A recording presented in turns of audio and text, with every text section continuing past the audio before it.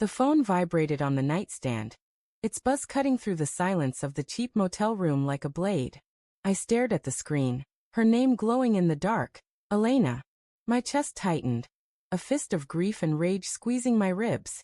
7 days ago, she'd thrown me out, her voice cold, her eyes avoiding mine as she handed me a suitcase and a divorce filing.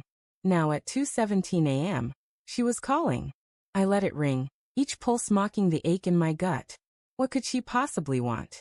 My thumb hovered over the screen, torn between answering and hurling the phone against the wall. I picked up on the last ring. Elena. My voice cracked, betraying the sleepless nights and whiskey-soaked days. Marka, I need you to come back. Her words were soft, trembling, nothing like the steel in her tone when she'd told me to leave. Please. I can't do this alone. Do what? I snapped, sitting up on the creaky mattress. The room smelled of stale cigarettes and regret, the neon glow from the motel sign bleeding through the curtains. You kicked me out. You said we were done. I know. Her breath hitched, a sob breaking through. I was wrong. I'm sorry. Just come home. Suspicion coiled in my chest, sharp and cold. This wasn't the Elena I knew, fierce, unyielding. The woman who'd built a life with me over 10 years, only to dismantle it in a single night. Something was off. I wanted to believe her, to cling to the hope that she still loved me.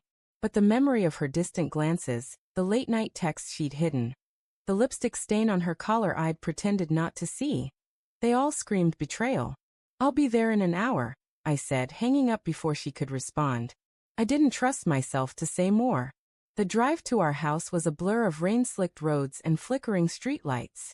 My hands gripped the steering wheel, knuckles white, as my mind replayed the past month. Small things had shifted. Her laughter quieter, her touch fleeting, her excuses piling up like unpaid bills.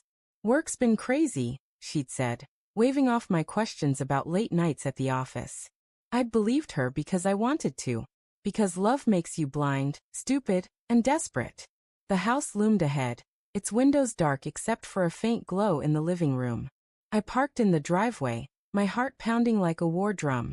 The air was heavy with the scent of wet grass and impending storm. I hesitated at the door, key in hand, feeling like an intruder in my own home. What was I walking into? An apology? A trap? Or something worse? Inside, the house was too quiet, the kind of silence that hums with secrets. The living room was dim, lit only by a single lamp casting shadows on the walls. Elena sat on the couch, her knees drawn up, her dark hair spilling over her shoulders.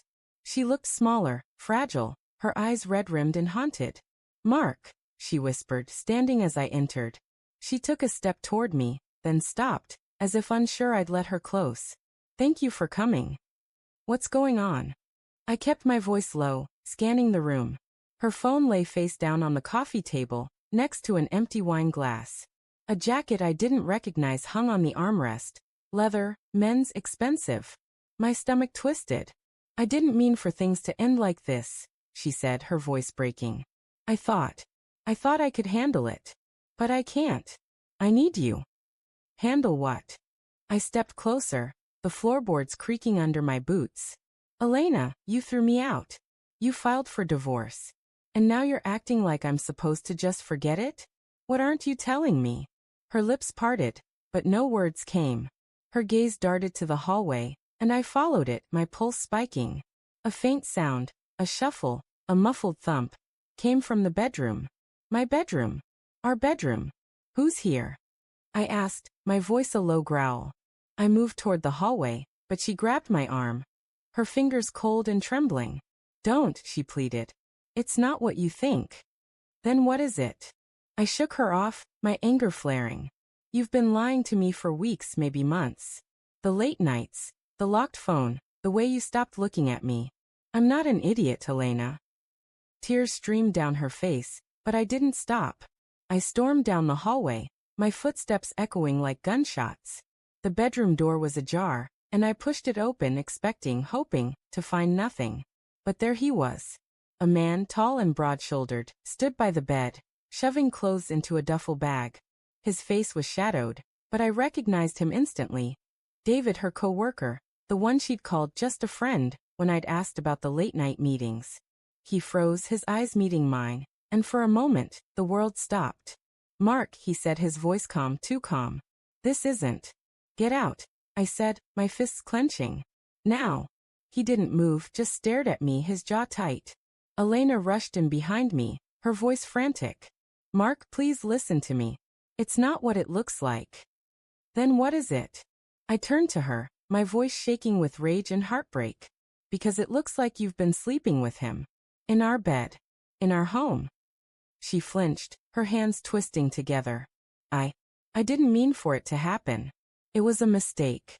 A stupid, horrible mistake. A mistake. I laughed, the sound bitter and hollow. "You don't accidentally betray someone you love, Elena. You don't accidentally lie for months." David stepped forward, his hands raised. "Let's all calm down. I'll leave, okay? I don't want trouble." Trouble. I took a step toward him, my blood boiling. "You're in my house, packing a bag like you live here. You don't get to just walk away." "Mark, stop." Elena grabbed my arm again, her nails digging into my skin. "He's leaving. I told him to go. That's why I called you. I want to fix this. I want us." Her words hit like a punch, but they didn't soothe the wound. They only made it bleed more.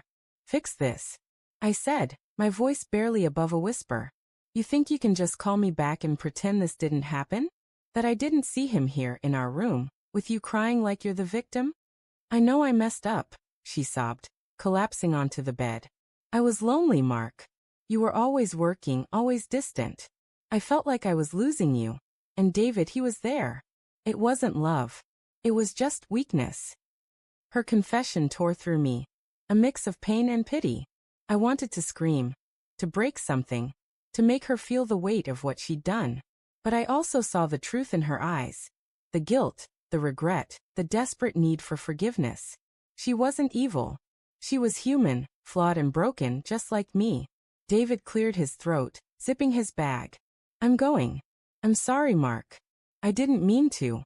"Shut up," I snapped, not looking at him. He brushed past me, his footsteps fading down the hall. The front door clicked shut, and then it was just us, the silence heavier than ever. I sank into a chair, my head in my hands. The room smelled of her perfume, of our life together, now tainted by betrayal.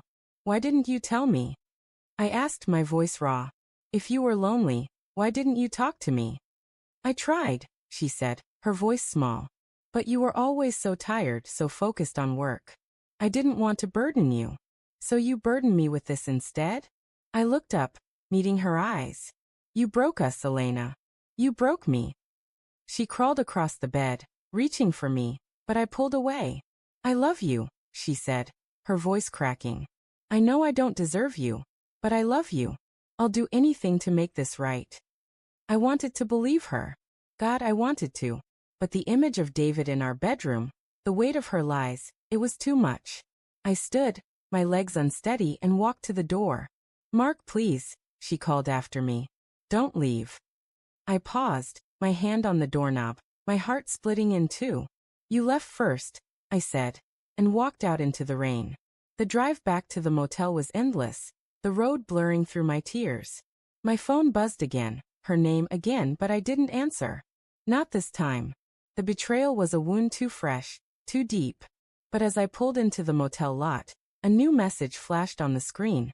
"I'm pregnant, Mark. It's yours." My breath stopped. The world tilted. And in that moment, I knew nothing would ever be simple again.